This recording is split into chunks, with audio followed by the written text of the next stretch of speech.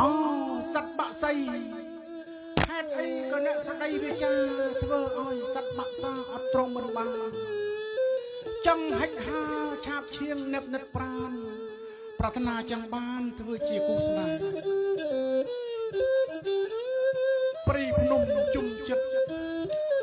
ធម្មជាតិស្រស់ត្រកាល